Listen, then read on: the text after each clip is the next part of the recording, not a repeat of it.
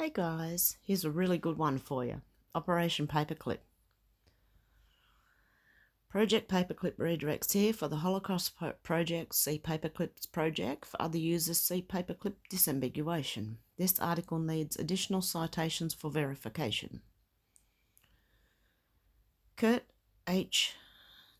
Davis, a former Nazi scientist turned NASA director, sitting between President of the United States John F. Kennedy and Vice President Lyndon B. Johnson during a briefing at Blockhouse 34, Cape Canaveral Missile Test Annex. Operation Paperclip was a secret program of the Joint Intelligence Objectives Agency, JIOA,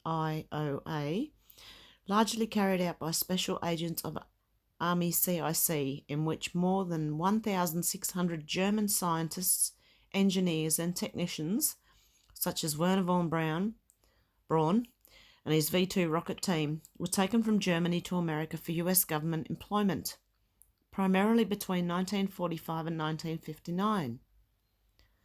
Many were former members and some were former leaders of the Nazi Party. These are the guys who started NASA, guys. Really got it going. The primary purpose for Operation Paperclip was US military advantage in the Soviet-American Cold War and the space race. The Soviet Union was more aggressive in forcibly recruiting more than 2,200 German specialists, a total of more than 6,000 people, including family members, with Operation Oso Avaya Kim during one night on October the 22nd, 1946. The Joint Chiefs of Staff, JCS, established the first secret recruitment program called Operation Overcast on July the 20th, 1945, initially to assist in shortening the Japanese War and to aid our post-war military research. The term overcast was the name first given by the German scientists' family members for the housing camp where they were held in Bavaria. In late summer 1945, the JCS established the JIOA, a subcommittee of the Joint Intelligence Community, to directly oversee Operation Overcast and later Operation Paperclip. The JIOA representatives included the Army's Director of Intelligence, the Chief of Naval Intelligence, the Assistant Chief of Air Staff 2, Air Force Intelligence, and a representative from the State Department. In November 1945, Operation Overcast was renamed Operation Paperclip by Ordnance Corps, United States Army officers, who would attach a paperclip to the folders of those rocket experts whom they wished to employ in America. In a secret directive circulated on September 3rd, 1946, President Truman officially approved Operation Paperclip and expanded it to include 1,000 German scientists under temporary, limited military custody. So they took over Nazi scientists and engineers and to America, and they started NASA. Some of them. They made NASA take off. Do you trust them? This is Nazi Germany we're talking about. That's where they've come from. Masters of propaganda. And some of the... These is during the Nuremberg trials. They were supposed to be charged. They weren't supposed to be given jobs in another country. Anyway, we'll keep going. Osenberg list. In the latter part of World War II, Nazi Germany found itself at a logistical disadvantage, having failed to conquer the USSR with Operation Barbarossa. Sorry, guys. June to December 1941. The Siege of Leningrad, September 1941 to 1944.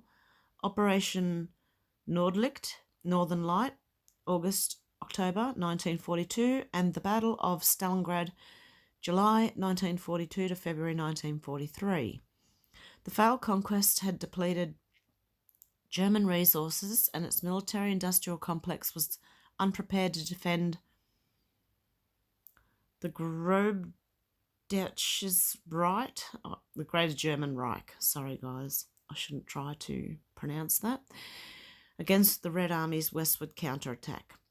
By early 1943, the German government began recalling from combat a number of scientists, engineers, and technicians. They returned to work in research and development to bolster German defence for a protracted war with the USSR. The recall from frontline combat included 4,000 rocketeers returned to Peenemünde in northeast coastal Germany. Sorry if I'm pronouncing that wrong, guys. If you want to correct me in the comments, go for it. Overnight, PhDs were liberated from KP duty. Masters of Science were recalled from orderly service. Mathematicians were hauled out of bakeries. And precision mechanics ceased to be truck drivers. Dieter K. Hazel.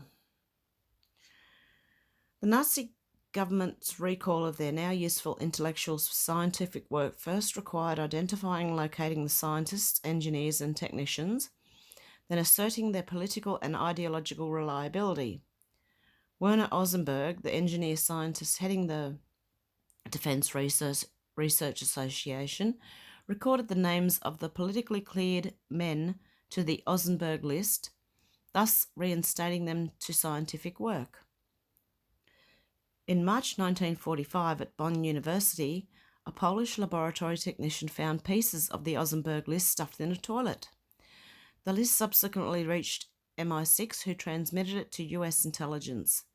Then US Army Major Robert B. Staver, chief of the Jet Propulsion Section of the Research and Intelligence Branch of the US Army Ordnance Corps,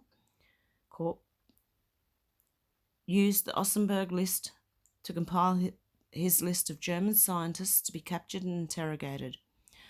Werner von Braun, Germany's premier rocket scientist, headed Major Staver's list. Identification.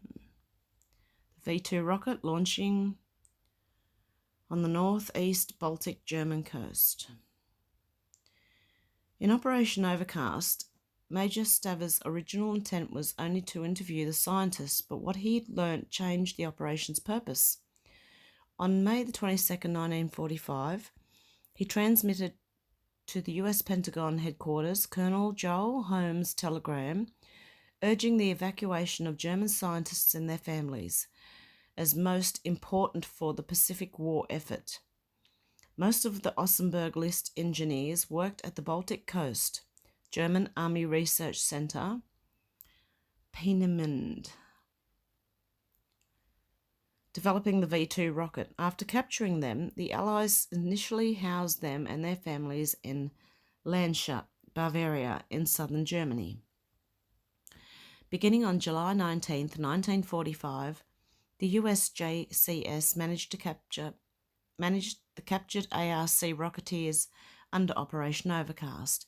However, when the Camp Overcast name of the scientists' quarters became locally known, the program was renamed Operation Paperclip in November 1945. Despite these attempts at secrecy, later that year the press interviewed several of the scientists. Capture and detention. The Allied zones of occupation is in post-war Germany, highlighting the Soviet zone, red, the inner German border, heavy black line, and the zone from which the British and American troops withdrew in July 1945, purple. The provincial boundaries are those of Nazi Germany before the present Länder federal states were established. Early on, the United States created the Combined Intelligence Objectives Subcommittee, CIOS. This provided the information on targets for the T-forces that went in and targeted scientific, military and industrial installations and their employees for their know-how. Initial priorities were advanced technologies such as infrared that could be used in the war against Japan, finding out what technology had been passed on to Japan, and finally to halt the research. A project to halt the research was codenamed Project Safe Haven, and it was not initially targeted against the Soviet Union. Rather, the concern was that German scientists might emigrate and continue their research in countries such as Spain, Argentina, or Egypt, all of which had sympathised with Nazi Germany. Citation needed. In order to avoid the complications involved with the emigration of German scientists, the CIOS was responsible for scouting and kidnapping high-profile individuals for the deprivation of technological advancements in nations outside of the US. Much US effort was focused on Saxony and Thuringia, which by July 1st, 1945 would become part of the Soviet occupation zone. Many German research facilities and personnel had been evacuated to these states, particularly from the Berlin area. Fearing that the Soviet takeover would limit US ability to exploit German scientific and technical expertise, and not wanting the Soviet Union to benefit from said expertise, the United States instigated an evacuation operation of scientific personnel from Saxony and Thuringia. I can't. Sorry, guys. If you know how to say that, can you put it in the comments for me? Issuing orders such as, on orders of military government, you are to report with your family and baggage as much as you can carry tomorrow at noon, 1300 hours. Isn't that 1 p.m.? Is that noon? Okay. Friday the 22nd of June 1945 at the town square in Bitterfield. There is no need to bring water, winter clothing. Easily carried possessions such as family documents, jewellery and the like should be taken along. You will be transported by motor vehicle to the nearest railway station. From there you will travel on to the west. Please tell the bearer of this letter how large your family is. By 1947, this evacuation operation had netted an estimated 1,800 technicians and scientists, along with 3,700 family members. Those with special skills or knowledge were taken to detention and interrogation centres, such as one codenamed Dustbin, to be held and interrogated, in some case for months. Citation needed. A few of the scientists were gathered up in Operation Overcast, but most were transported to villages in the countryside where there were neither research facilities nor work. They were provided stipends and forced to report twice weekly to police headquarters to prevent them from leaving. The Joint Chiefs of Staff Directive on Research and Teaching stated that technicians and scientists should be released only after all interested agencies were satisfied that all desired intelligence information had been obtained from them. Citation needed. And where were they released to? Were they just let go in the US after that? Did they get jobs? Where did they get jobs? Wouldn't happen to be places like Monsanto or anything like that now, would it? Okay. GMOs will be another one I do, guys. Okay, continuing on. On November the 5th, 1947, the Office of Military Government of the United States, OMG US, the Oh My God US, which had jurisdiction, sorry guys, I had to do that, which had jurisdiction over the western part of occupied Germany, held a conference to consider the status of the evacuees. The monetary claims that the evacuees had filed against the United States and the possible violation by the US of laws of war or rules of land warfare. The Oh My God US Director of Intelligence, R.L. Walsh, initiated a program to resettle the evacuees in the Third World, which the Germans referred to as General Walsh's Unwalled Program, Jungle Program. However, this program never matured. In 1948, the evacuees received settlements of 69.5 million Reichsmarks from the US, a settlement that soon became severely devaluated during the currency reform that introduced the Deutschmark as the official currency of Western Germany. Citation needed. John Gimbel concludes that the United States held some of Germany's best mines for 3 years, therefore depriving the German recovery of their expertise. A group of 104 rocket scientists, aerospace engineers at Fort Bliss, Texas. Yes, I don't believe they necessarily got sent back to Germany. I believe they, or at least some of them, probably stayed in the United States and went to work for companies as scientists and technicians and engineers. Okay, in May 1945, the US Navy received in custody Herbert A. Wagner, the inventor of the HS-293 missile. For 2 years, he first worked at the Special Devices Center at Castle Gould and at Hempstead House, Long Island, New York, in 1947. In 1947, he moved to the Naval Air Station Point Mugu, if anyone can pronounce that. Can you tell me how to in the comments? In August 1945, Colonel Holger Toftoy, head of the rocket branch of the Research and Development Division of the U.S. Army Ordnance Corps, offered initial one-year contracts to the rocket scientists. 127 of them accepted. There you go. In September 1945, the first group of 7 rocket scientists, aerospace engineers, arrived at Fort Strong, located on Long Island in Boston Harbor. Werner von Braun, Eric W. Neubert, Theodore A. Poppel, August Schultz, Eberhard Rees, Wilhelm Jungert, and Walter Schwedetsky.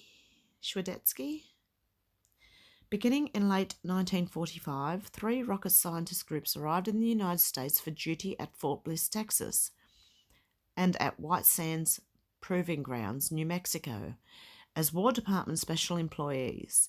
In 1946, the United States Bureau of Mines employed 7 German synthetic fuel scientists at Fischer-Tropsch chemical plant in Louisiana, Missouri. On June 1, 1949, the Chief of Ordnance of the United States Army designated Redstone Arsenal in Huntsville, Alabama, as the Ordnance Rocket Center, its facility for rocket research and development. On April 1, 1950, the Fort Bliss missile development operation, including von Braun and his team of over 130 paperclip members, was transferred to Redstone Arsenal. In early 1950, legal U.S. residency for some of the project paperclip specialists was effected through the U.S. consulate in Ciudad Juárez, Chihuahua, Mexico. Thus, German scientists legally entered the United States from Latin America. How is everyone else trying to get into America? They're going through Mexico at the moment. Between 1945 and 1952, the United States Air Force sponsored the largest number of paperclip scientists, employing 260 men, of whom 36 returned to Germany, and 1, Walter Schreiber, re-emigrated to Argentina. 86 astronautical engineers were transferred to Wright Field, Ohio, where the United States had Luftwaffe aircraft and equipment captured under Operation Lusty. Luftwaffe secret technology. Oh, and the letters in there make the Operation Lusty. The United States Army Signal Corps employed 24 specialists, including the physicist George Gaubau, Gunther Gutwein, George Haas, Horst Kedesti, and Kurt Lehavik. The physical chemists Rudolf Brill, Ernest Bars, and Eberhard Both, the geophysicist Helmut Weichmann, the optician Gerhard Schwesinger, and the engineers Edward Gerber, Richard Genther, and Hans Ziegler. In 1959, 94 Operation Paperclip men went to the United States, including Fredwart Wernterberg and Friedrich Wigand. Overall, through its operations to 1990, Through its operations to 1990, Operation Paperclip imported 1,600 men as part of the intellectual reparations owed to the US and the UK, valued at $10 billion in patents and industrial processes. Are you wondering what went wrong? Are you wondering how we got here today? Where we are? With our food being mass manufactured the way it is, and chemicals in our food, and I think we can thank these people, guys. And NASA, never a straight answer, has a lot to answer for. Major awards in the United States. The NASA Distinguished Service Medal is the highest award which may be bestowed by the National Aeronautics and Space Administration, NASA. After more than 2 decades of service and leadership in NASA, 4 Operation Paperclip members were awarded the NASA Distinguished Service Medal in 1969. Kurt DeBus, Eberhard Rees, Arthur Rudolph, and Werner von Braun. Ernst Gisler was awarded the medal in 1973. The Department of Defense Distinguished Civilian Service Award is the highest civilian award given by the United States Department of Defense. After 2 decades of service, Operation Paperclip member Siegfried Niemeyer was awarded the Department of Defense Distinguished Civilian Service Award in 1966. The Goddard Astronautics Award is the highest honour bestowed for notable achievements in the field of astronautics by the American... Why is that so hard to say? By the American Institute of Aeronautics and Astronautics, AIAA. For their service, 3 Operation Paperclip members were awarded the Goddard Astronautics Award: Werner von Braun, 1961, Hans von Ohain, 1967, and Kraft Arnold Erich, 1984. The U.S. Space and Rocket Center in Huntsville, Alabama, owns and operates the U.S. Space Camp. Several Operation Paperclip members are members of the Space Camp Hall of Fame, which began in 2007. Werner von Braun, 2007, George von Tiesenhausen, 2007, and Oscar Holderer, 2008. The New Mexico Museum of Space History includes the International Space Hall of Fame. 2 Operation Paperclip members are members of the International Space Hall of Fame, Werner von Braun and Ernest Steinhoff. Hubertus Strughold was inducted in 1978 but removed as a member in 2006. Other closely related members include Willy Ley, 1976, a German-American science writer, and Hermann Oberth, 1976, a German scientist who advised von Braun's rocket team in the US from 1955 to 1958. 2 lunar craters are named after paperclip scientists: Debus after Kurt Debus, the first director of NASA's Kennedy Space Center, and von Braun. Scientific accomplishments. Werner von Braun was chief architect of the Saturn V launch vehicle, the key instrument in getting man to the moon.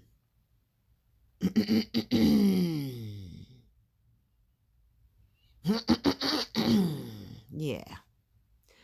Adolf Bussmann was the mind behind the swept ring, which improved aircraft performance at high speeds. The reason I was clearing my throat very loudly just then is because a lot of people don't believe that we went to the moon at all. Because if you can, I'll try to do something on it, but there's NASA astronauts now saying they can't go back to the moon because they lost the trajectory information. They lost the ability. So we got better technology now, but we can't get back to the moon because we don't know how to. They destroyed all the paperwork. No one knows how to rebuild it. They lost the telemetry and the video, the original video. You cannot get the original video. All the video we got now is a redo of the moon landing because they say it themselves on video, guys. They lost the footage. They lost it all. Controversy and investigations. Before his official approval of the program, President Truman for 16 months was indecisive on the program. Years later, in 1963, Truman recalled that he was not the least reluctant to approve paperclip, that because of relations with Russia, this had to be done and was done. Several of the paperclip scientists were later investigated because of their links with the Nazi Party during the war.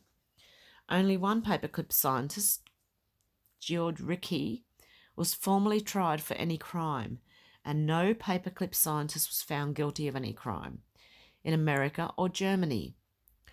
Rickey was returned to Germany in 1947 to stand trial at the Dora trial, where he was acquitted. And I don't know if you remember from MK Ultra, there was a Sidney Gottlieb. I believe he was a Nazi scientist as well. They're the ones doing the MK Ultra. See, the CIA are running all these little black ops, and they're getting everybody to experiment all this stuff so they can use it on people. And they won't discriminate who they will use it on anybody, including each other. As you can tell from the drugging in the, was it Artichoke? Yeah. Operation Artichoke.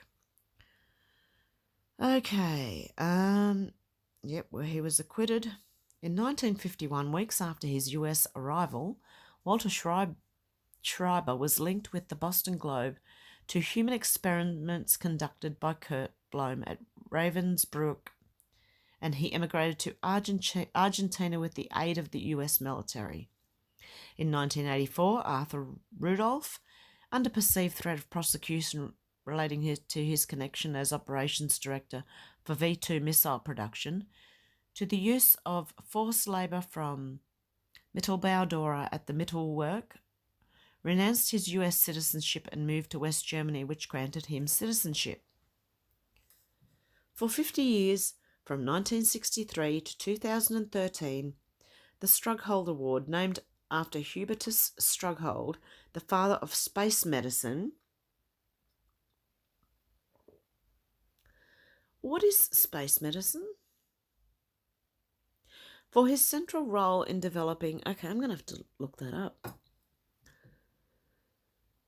For his central role in developing innovations like the spacesuit and space life support systems. Okay. Was the most prestigious award from the Space Medicine Association. There's a Space Medicine Association? A member organisation of the Aerospace Medical Association. On October the 1st, 2013, in the aftermath of the Wall Street Journal article published on December the 1st, 2012, which highlighted his connection to human experiments during World War II, the Space Medicine Association's Executive Committee announced that the Space Medicine Association Strughold Award had been retired. Key recruits. Advisors brought to the United States. Now watch me butcher these names. Herman Oberth, Aeronautics and Rocketry. Hans Amtmann, Herbert Axter, Anton Flettner, Eric Ball, Oscar Boschinger, Herman... Okay, I'm not going to read all these because I really am going to butcher them and I don't want to do that. What I will do is I will put the link underneath. But guys, that is medicine including biological weapons, chemical weapons, and space medicine.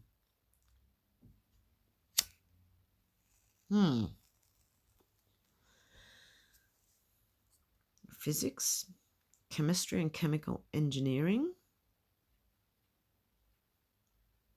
Yes, guys, I think these people made it into corporations and scientists that work for the government, and I think that's how we got to where we are today. These people have been experimenting on a lot of people, and it's not just America, guys. Although that's probably where they started it all, but I don't believe you're the only ones. I believe whatever they've done to America has been done everywhere, if they could get away with it. Okay, similar operations are Operation Apple Pie, Operation Dustbin, counterpart of Ashcan, Operation Eclipse, air disarmament wing for post operations in Europe for destroying V1, V2 missiles.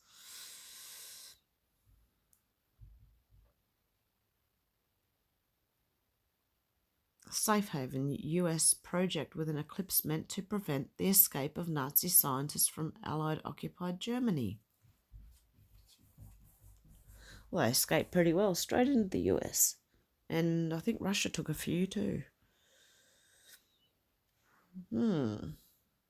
Okay, guys, well, the rest of this, I could just keep going and going and going and going with all these operations. Okay, Operation Surgeon, British operation for denying German aeronautical expertise to the USSR and for exploiting German scientists in furthering British research. Okay, well, cryptographers. Okay. What was it down the bottom? Sandy and pushover. Okay. Well, there's a lot to go through here, guys. I could just keep going. This is going to keep me going for years. Even I haven't heard of half of these operations and projects and things, guys.